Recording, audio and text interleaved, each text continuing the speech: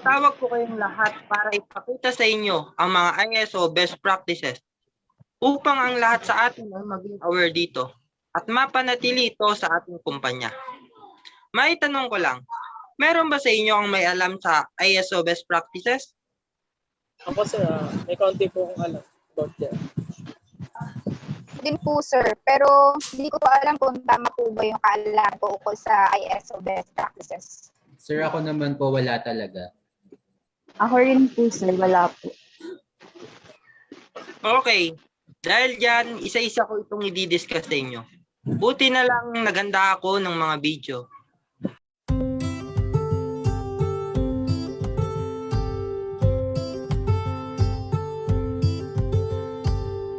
Why is facility design an important consideration?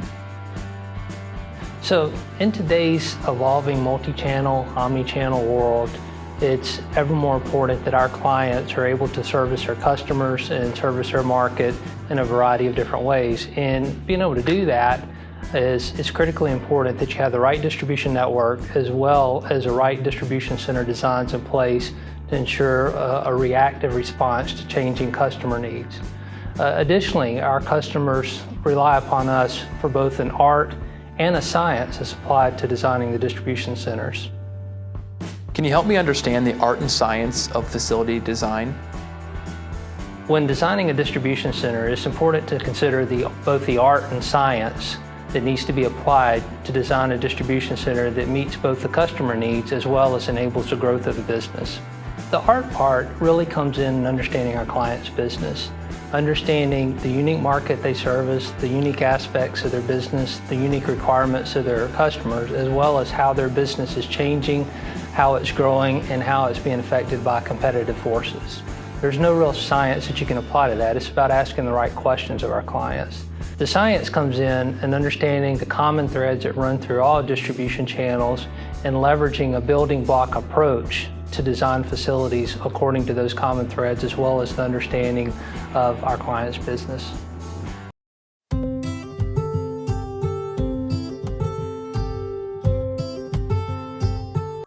We should always remember these things.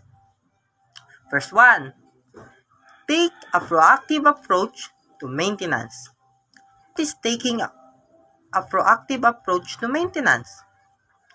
Proactive approach maintenance is a preventive maintenance strategy that works to correct the root cause of failure and avoid issue caused by pests or contaminate the produce. And it includes a number of maintenance strategies. It's an action for you to make so that your product will still remain fresh and clean.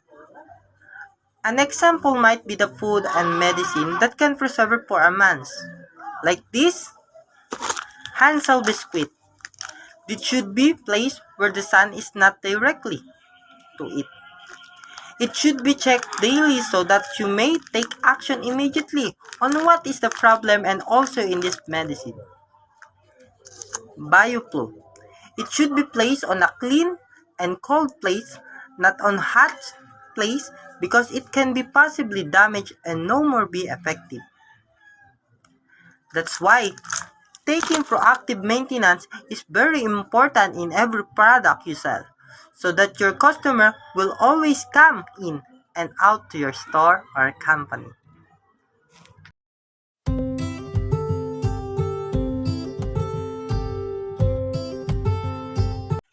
Next one is be aware of environmental hygiene. What is the importance of being aware and what is environmental hygiene? It is important because it inadequate a routine cleaning of the environment so that our respiratory system will avoid from different illnesses. Environmental hygiene is therefore a vital part of good infection, prevention, and control.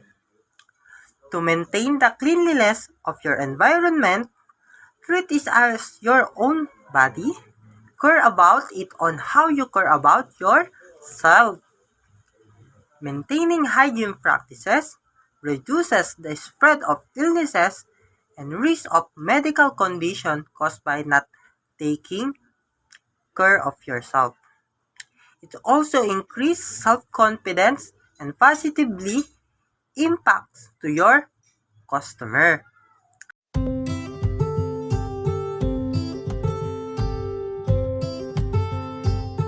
Group training is available to everyone, whether you've trained with us before or you're brand new to our site.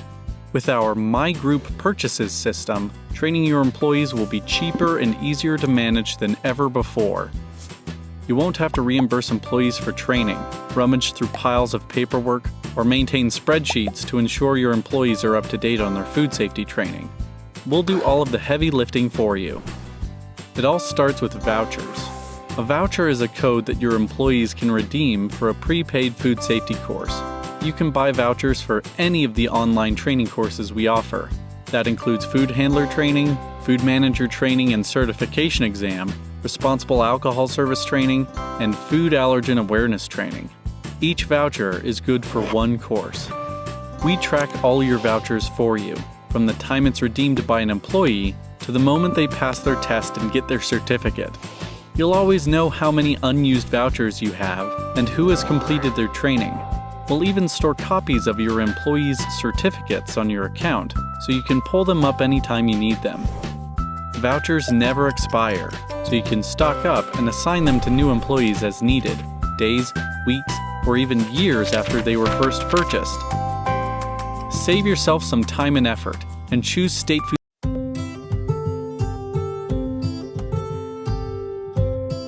Finding a reliable supplier is crucial for your success. I have 7 criteria of a good seller to share with you. In the dropshipping business, you want 2 things from your suppliers. 1. Low prices, otherwise you can make a profit.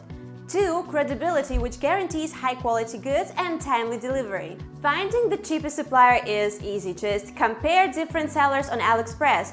But finding the best one is more complicated. To do that, follow these tips.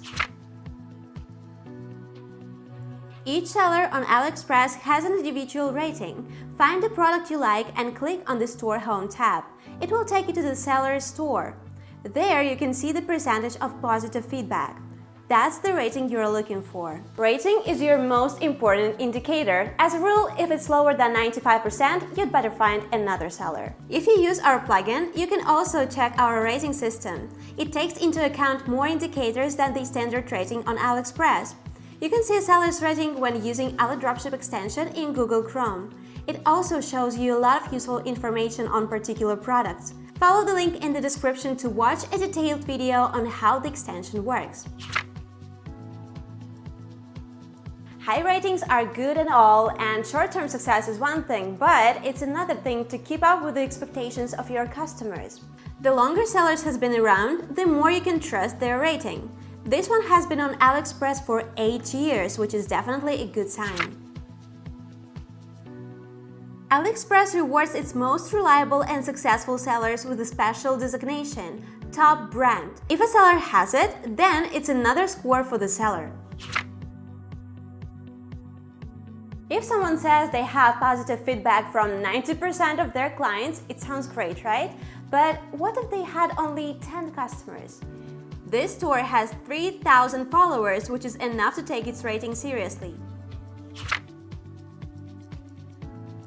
Even if the overall rating seems great, it may hide important details. For example, a seller could provide excellent service for 3 years, but 4 months ago something went wrong. To see these dynamics, go to the seller's store page and click on the Positive Feedback tab. That takes you to the seller's feedback page. There you'll find the store's rating based on its performance for the last 6 months. This one has maintained a good reputation. Since you're on the seller's feedback page now, you can find more valuable details there.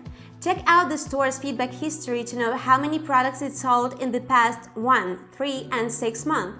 Then examine the customer's reviews below to learn more about the quality of the product. In the dropshipping business, marketing becomes your main task. To succeed, you need high-quality promotional materials such as videos and photos.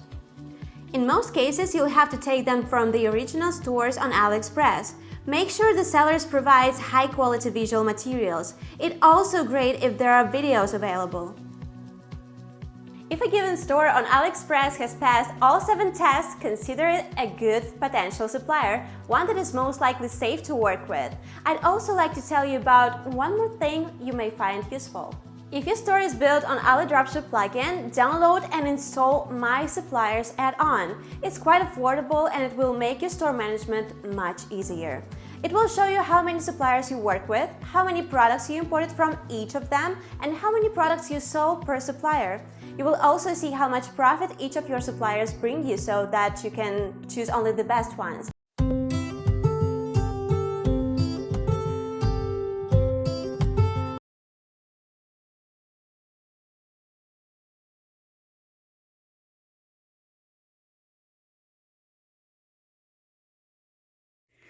Wash all fruits with clean water and 1 tablespoon of salt.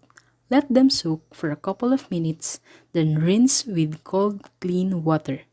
According to the scientific studies, washing the fruits or vegetables with 2% of salt water will remove most of the contact pesticide residues that normally appear on the surface of the fruits and vegetables. Almost 75 to 80% of the pesticides residues are removed by cold water.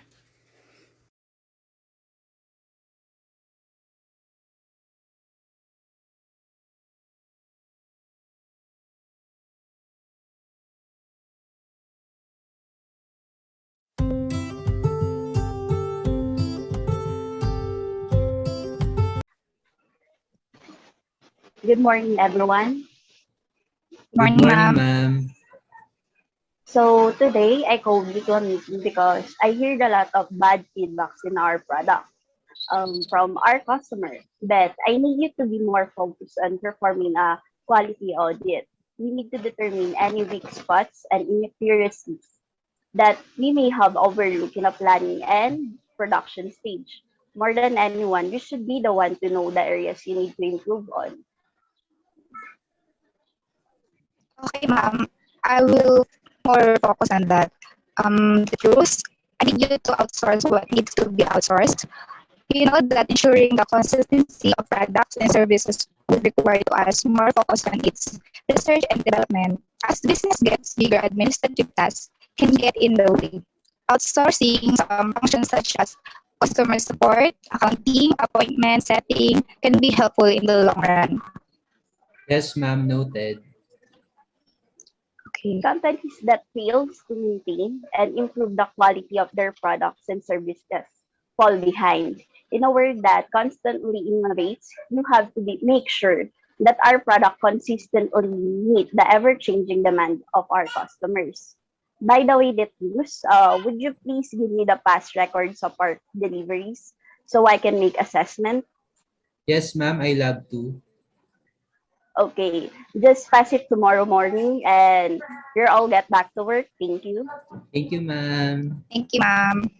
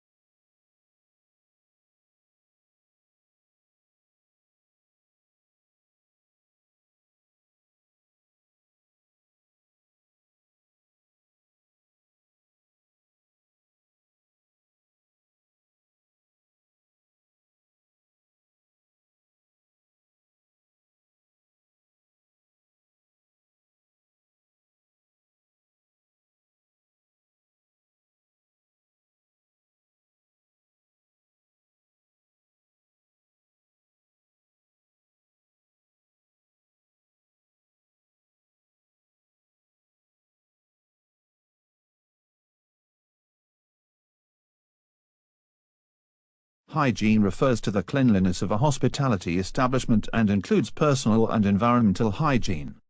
Good hygiene is vital when preparing safe food for the public. Hygienic work practices are what hospitality workers follow to ensure excellent levels of hygiene.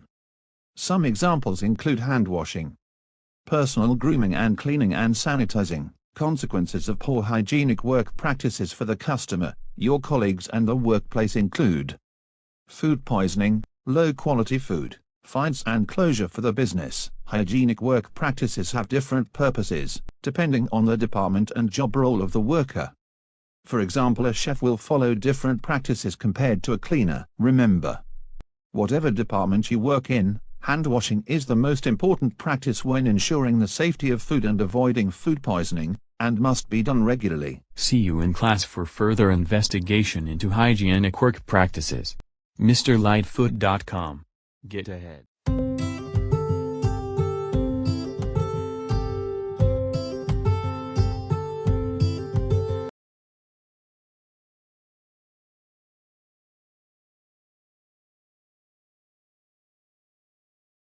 The appropriate cooking materials helps in the fast-paced processing of food. The quality of the cooking materials that chosen to use is as outstanding as the tools when it comes to work and food quality. It helps in maintaining the cleanliness or orderliness in the kitchen, especially if it is designed to be mess-free as well.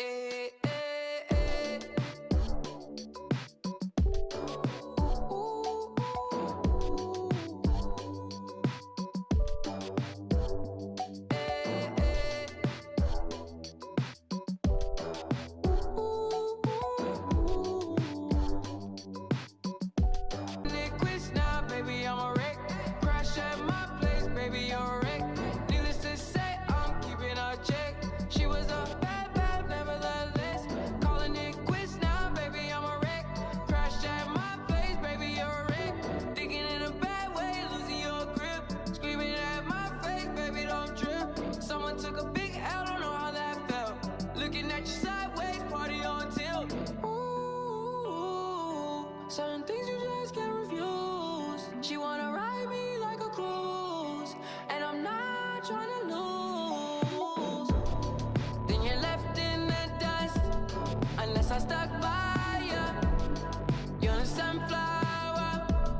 I think your love would be too much, or you'd be left in the dust, unless I stuck by you. You're the sunflower.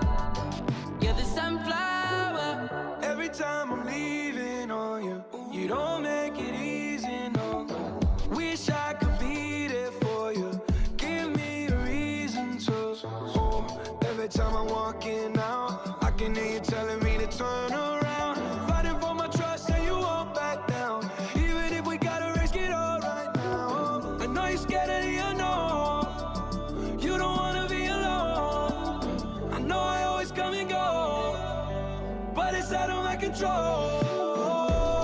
And you'll be left in the dust, unless I stuck by you. You're the sunflower. I think your love would be too much, or you'll be left in the dust, unless I stuck by you. You're the sunflower. You're the sunflower.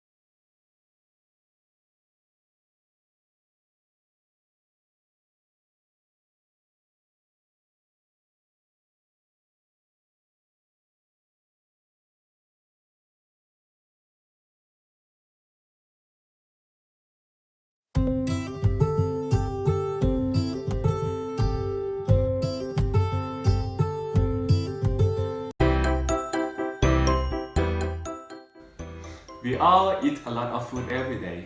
We buy lots of ingredients and store it in the fridge. Then it becomes more difficult to keep track of the expiry date. Eventually, the food is left there to expire. We need a better way to keep track of the food expiry date. Take a look at a regular fridge. At a glance, you wouldn't know which food is expiring. You can end up eating new food while leaving your nearly expired food untouched. Or sometimes, you don't pay much attention and end up eating the food that's already expired. I have an idea about using colors to show how close the food is to expire. So now, when you open the fridge, you will know exactly which food is going to expire soon. Meet Food Buddy, a detachable box that keeps track of expiry date for you. Food Buddy can be added onto any regular food container using the place holder.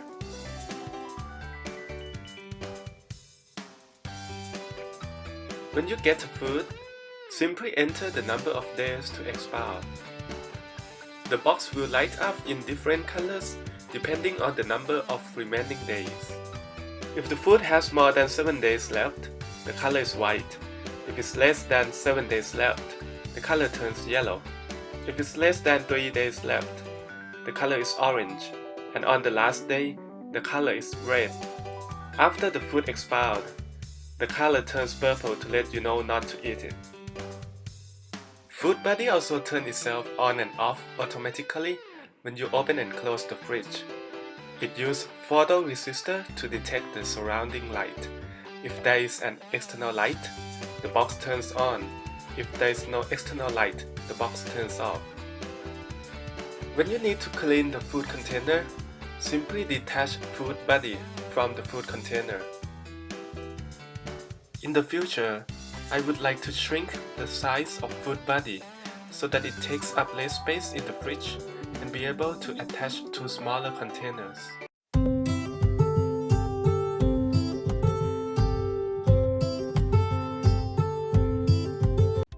Meet Joe. He's having a rough morning. Before he opened his eyes, he could tell that yesterday's tickle in the throat had become searing pain. His head is pounding, his nose is stuffed, and every muscle in his body aches.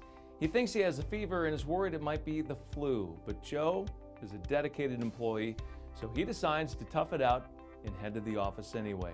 After all, he's got work to do and he doesn't want to leave his team in the lurch. However well-intentioned, Joe is making a huge mistake. He thinks he's showing loyalty to his boss and helping his colleagues by showing up when he's under the weather. In reality, Joe is doing more harm than good. He's exposing everyone around him to communicable illness, which can take an even bigger toll on health and productivity and even the company's bottom line. Joe is sick and he should stay home. Managers and employees alike can relate to Joe's story. All of us want to show dedication and be seen as valuable, and that often translates to coming to work when sick. Hello and welcome to HR Over Coffee, a series from the experts at HR 360 where you will learn how to effectively hire, manage, and terminate employees.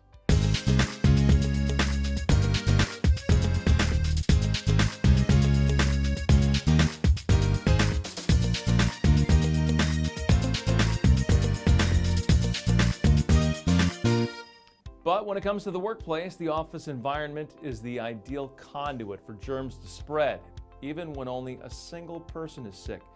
Consider a study performed by researchers at the University of Arizona which tracked the progress of mock viruses from one individual in an office setting.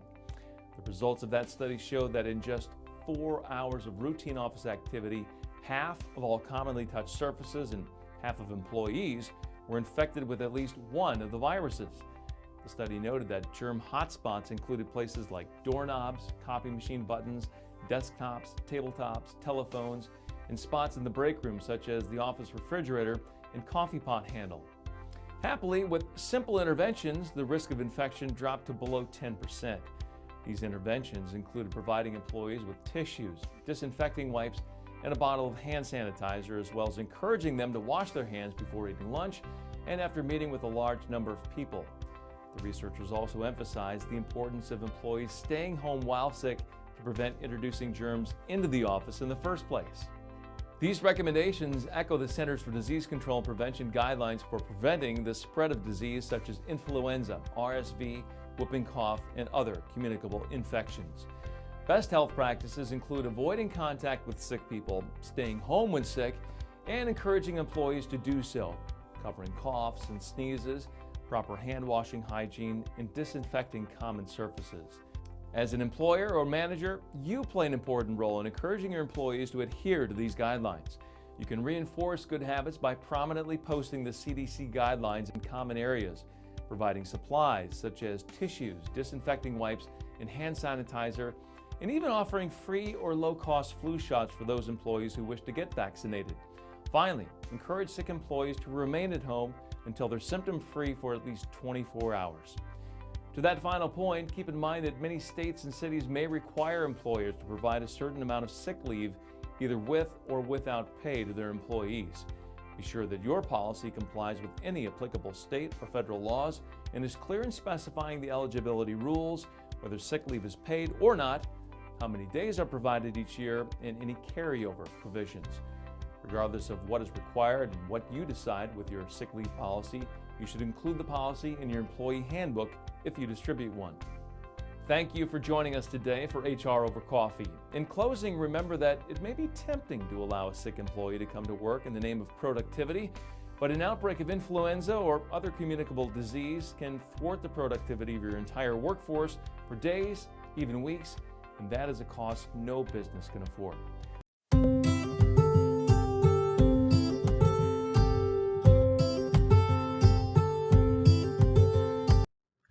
Hi everyone, my name's Adam and I'm going to take you through a guide to the importance of first aid in the workplace. Let's start by looking at what first aid is and a simple definition. The Collins English Dictionary defines first aid as simple medical treatment given as soon as possible to a person who is injured or who suddenly becomes ill. First aid can save lives and prevent minor injuries from becoming major ones. First aid provision in the workplace covers the arrangements that need to be made to manage injuries or illness suffered at work. Let's begin with a look at why first aid training is important in the workplace. First of all, your workplace will be safer. First aid education always stresses the importance of practicing safety to prevent accidents and emergencies from occurring in the first place. An increased safety consciousness helps your employees to work more carefully and to avoid accidents. This directly makes the workplace a lot safer. Let's examine the legal requirements around first aid at work. The Health and Safety (First Aid) Regulations of 1981 require employers to provide adequate and appropriate equipment, facilities and personnel to ensure that their employees receive immediate attention if they are injured or taken ill at work. These regulations apply to all workplaces, including those with fewer than 5 employees, and to the self-employed. Employers have a legal duty to plan to make sure that their employees receive immediate attention if they are injured or taken ill at work. It doesn't matter whether the injury or illness is caused by the work that they do. What is important is that they receive immediate attention and that an ambulance is called in serious cases. The regulations do not prevent staff who have been specially trained from taking action beyond the initial management stage. Next, we'll move on to the duties that you have as an employer.